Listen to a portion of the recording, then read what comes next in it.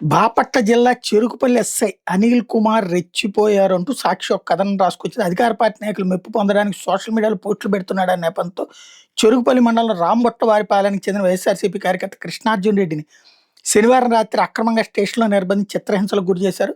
విచక్షణ రహితంగా లాఠీతో కొట్టడంతో కృష్ణార్జున్ రెడ్డి శరీరంపై గాయాలయ్యాయి. ఈ సమాచారం తెలుసుకున్నట్టు వైఎస్ఆర్సీపీ లీగల్ సెల్ నాయకులు స్టేషన్ చేరుకుని కృష్ణార్జున్ రెడ్డిని విడిపించారు. చికిత్స నిమిత్తం గుంటూరు ప్రభుత్వ ఆసుపత్రికి తరలించారు. వైఎస్ఆర్సీపీ రేపల్లి నియోజకవర్గ సమన్వయకర్త పీట నాగమోహన్ కృష్ణ మాట్లాడుతూ కృష్ణార్జున్ రెడ్డిని అక్రమంగా నిర్బంధించి దాడి చేసిన ఎస్ఐ మీద చర్యలు తీసుకోవాలని డీజీపీతో పాటు బాపట్ల జిల్లాలో అడిగారు అన్నట్టు. ఇంకోటి, దొంగల్లా మఫ్టీలో గోడ దూకి వెళ్లి కిడ్నాప్ చేసేందుకు ప్రయత్నించారు. అడ్డుకున్న అతడి తల్లిదండ్రులు పక్కింటి మహిళ మీద దాడి చేశారు. స్థానికులు పెద్ద సంఖ్యలో వచ్చి గట్టిగా నిలదీయడంతో తాము పోలీసులు అని చెప్పారు. బాధిత కుటుంబం చెప్పిన లెక్క ప్రకారం ఏబీఎన్ ఆంధ్రజ్యోతి ఎండీ రాధాకృష్ణ మహిళల్ని కించపరుస్తూ చేసిన వ్యాఖ్యలను వేమూరు టీడీపీ ఎమ్మెల్యే నక్కా ఆనందబాబు సమర్థించడం ఎంతవరకు సమంజసం అంటూ ఇటీవల వైఎస్ఆర్సీపీ సోషల్ మీడియా వేమూరు నియోజకవర్గానికి దళిత నాయకుడు బాణాల తనీష్ బాబు సోషల్ మీడియా వేదికగా ప్రకటించారు.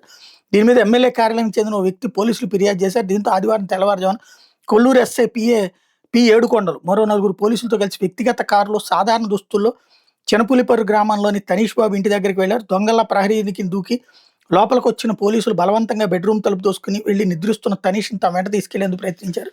చుట్టుపక్కల వాళ్ళందరూ అలర్ట్ అయి నిలదీశారు. ఇక్కడ అసలు విషయం ఏంటంటే, సోషల్ మీడియాలో పోస్టులకు సంబంధించి నోటీస్ ఇచ్చి విచారించమని హైకోర్టు ధర్మాసనమే చెప్తుంటే ఎందుకు ఇంత అహంకారపూరితంగా ప్రవర్తిస్తున్నారు, ఎందుకు ఇంత బానిసత్వం చేస్తున్నారు? దుర్భాషలాడారు, ఈవెన్ దానికైనా నోటీస్ ఇచ్చినే చేయమంటుంది కదా. ఇదివరకు కూడా అదే కదా జరిగింది.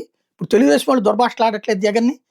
సైకో అని స్వయంగా ముఖ్యమంత్రిను మంత్రులే మాట్లాడుతున్నారే, మరి వాళ్ళని ఏం చేస్తారు ఇక్కడ? బేసిక్గా అంటే అధికారంలో ఉన్న వాళ్ళకి తాబేదారులకు ఇంతకుముందు వాళ్ళు పనిచేశారు, తప్పు అంటున్నారు. మరి ఇప్పుడు మీరు చేస్తున్నది ఏంటి? అది కదా ప్రశ్న.